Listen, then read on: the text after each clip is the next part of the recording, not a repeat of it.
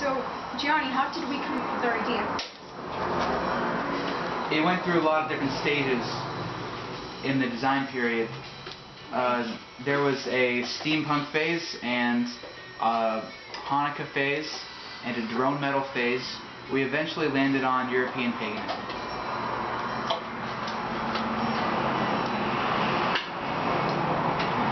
Alicia, what do you think were some problems you faced creating our sculpture? Well, so far in the process, some plain problems is just switching ideas. But now that we have a full cohesive thing that we've definitely decided to go for, we know exactly what we want to build. And that has helped a lot. So, what are some things you learned from the project so far? I think it's the little things that count really. You know, not Ohm's law, none of the parallel series circuits. You know, if someone's holding on to a powerful electrical source and getting electrocuted, I think it's important to know not to grab onto them. Because without this project, I would not have learned that.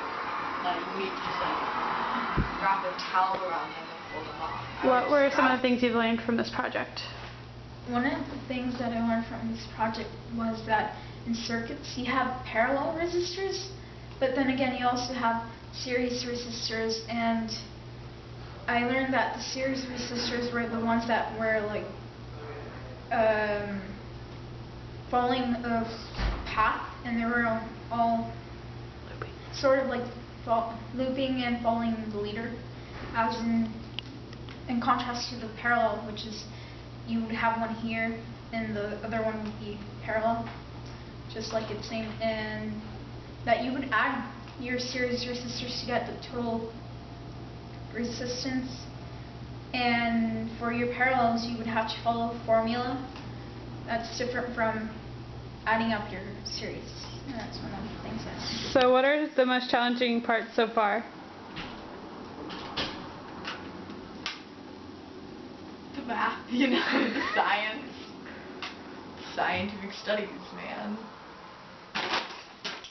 So, well, I wouldn't say so far, but overall, I would say the most challenging thing was deciding on a specific design to create our sculpture from, and then from there moving on to actually making it and communicating with our team to make it all possible in the time period that we had, because we sort of procrastinated in building our sculpture. so what are you doing, Alicia? We have just put holes within this plastic by melting it down to make room for the edges of the center of our motor that I am building. We will put it inside.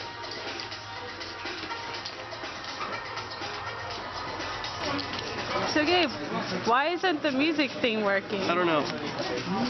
What did you do to make it stop working? I didn't try to take it apart. Thank you. Why did you try and take it apart when we knew that was the problem last time? I didn't know that was the problem last time until it was already apart. Do we just want to put that star on top of a box that has the music box in it? Like, we could just keep the music box in here and flip it upside down and put the star on top and figure out a way to get this entire box moving. Or we could just have the star on top moving. You know what I'm saying? Oh, we could do this.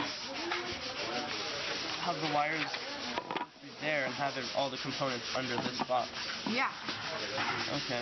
And if we could have the motors, like, we just need to make a bigger hole so then the motor can stick up here and have the star spin. We might want to paint that box a different color though. We need everything to spin is the thing. All these wires, everything. Oh, we need it all spin? Well, the star isn't just going to spin, you know? The component needs to spin. We just need to get all of this, like this thing. What's your favorite part of the sculpture? If I had to choose one, it would be the musical box, because not many of the teens in our class were introducing a musical element.